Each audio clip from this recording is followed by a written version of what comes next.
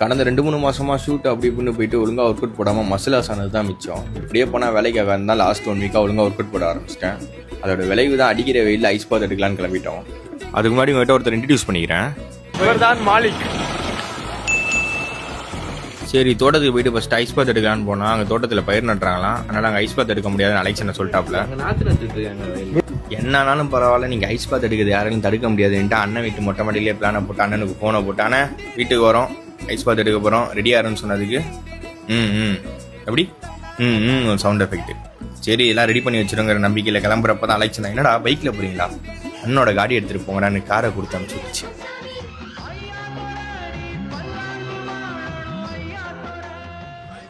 எப்படியோ ஒரு வழியாக ஐஸ் கட்டியெல்லாம் வாங்கிட்டு மூட்டை எடுத்துக்கிட்டு வந்து காரில் இறக்கிட்டு டேரெக்டாக வீட்டுக்கு வந்துட்டு மொட்டை மாடி ஏறி தண்ணி டேங்கை திறந்து பார்த்தா மோட்டரில் தண்ணி இல்லை.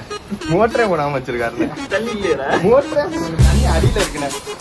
அப்போ இப்போ புரிஞ்சு அந்த சவுண்ட் எஃபெக்ட்டுக்கு என்ன அர்த்தம்னு. ஆல்மோஸ்ட் ஐஸ் கட்டியும் உருகி போயிடுச்சு. அப்புறம் ஒரு வழியாக மோட்டரை போட்டு விட்டு தண்ணியை மொண்டு ஊற்றி ஒரு வழியாக குளிக்க ஸ்டார்ட் பண்ணிட்டோம்.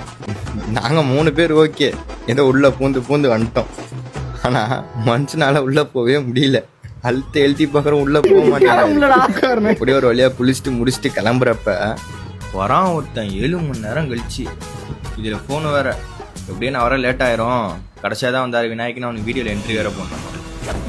இது வந்ததே லேட்டு, இதில் ஸ்லோமா வேறு. தலைவன் அவனை கொஞ்சம் நேரம் இன்வைட் பண்ணிக்கிட்டு இருந்தார். அப்படியே ஒரு வழியாக ஆளுக்கு ஒரு 3 முங்கி எந்திரிச்சாச்சு. ஆனால் என்ன ஐஸ் கட்டியோட அளவு தான் எனக்கு தெரியல. ஒரு 5 ஐஸ் கட்டி வாங்கணும், ஆனால் அது எங்களுக்கு பத்தலை. நெக்ஸ்ட் டைம் தகுந்த மாதிரி தான் பார்த்து வாங்கணும். ரெகுலராக இந்த மாதிரி vlog வீடியோவும் போடலாம், இன்ஃபர்மேட்டிவ் வீடியோவும் போடலான்னு ஒரு ஐடியா இருக்குது. மறக்காமல் ஃபாலோ பண்ணிக்கோங்க guys.